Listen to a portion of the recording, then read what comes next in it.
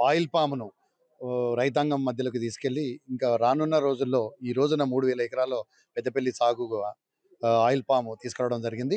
రానున్న రోజుల్లో అంటే గత ఇంకా 2, 3 సంవత్సరాలలో 10,000 ఎకరాల వరకు ఈ ఆయిల్ పామ్‌ను తీసుకెళ్ళి రైతులకి ఆయిల్ పామ్ యొక్క ఇవాళ గనుక చూసుకున్నట్టయితుంటే మన 3 సంవత్సరాల ఆయిల్ పామ్ ఇవాళ హార్వెస్టింగ్‌కు రావడం జరిగింది. ఉదాహరణకు సగటున దాదాపు 2.5 టన్నులు ఈ మొదటి ఖాతాలోనే మొదటి క్రాప్‌లోనే ఎకరాన రావడం జరుగుతుంది.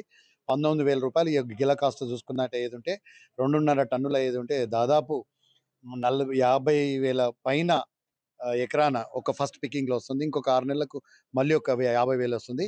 ఇది 3 సంవత్సరాల లోపు నుంచేనే ఈ యొక్క రూ. 1,00,000 ఎకరాన ఆదాయం వాళ్ళు చూసుకోవడం జరుగుతుంది. 5-6 సంవత్సరాలు దాటిందంటే ఎకరాన 2,00,000 ఆదాయం ఈ ఆయిల్ పామ్‌లో కనపడుతుంది.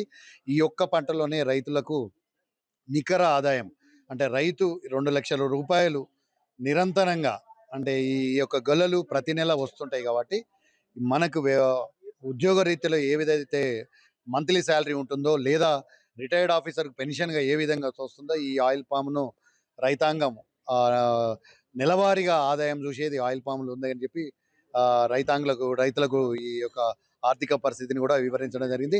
చాలామంది రైతులు ఈ 2.5 టన్నులు, 3 టన్నులు వచ్చిన తర్వాత చా ఏదైతే ఈ రైతులు ఇప్పుడు గొల్లలు స్టార్ట్ చేసిండ్రో చాలా సంతోషంగా ఉన్నారు. ఇంకా కలెక్టర్ గారి చేతుల మీదకని కూడా ఈ ముందు వెళ్ళినటువంటి ఈ క్రాప్‌ను వారి చేతుల మీద కూడా చెక్కులు పంపిణీ కార్యక్రమం ఉంటుంది. వారికి వచ్చినటువంటి ఈ యొక్క ఇన్‌కమ్‌ను కూడా రైతులతోటే మీ మీడియా ద్వారా మిగతా రైతులకు కూడా చేరవేరాలని కోరుకుంటూ మిగతా రైతులను కూడా విస్తృత స్థాయిలో ఈ ఆయిల్ పామ్‌ను ముందుకు తీసుకెళ్తామని కోరుకుంటూ నాకు ఈ అవకాశం ఇచ్చినందుకు ధన్యవాదాలు.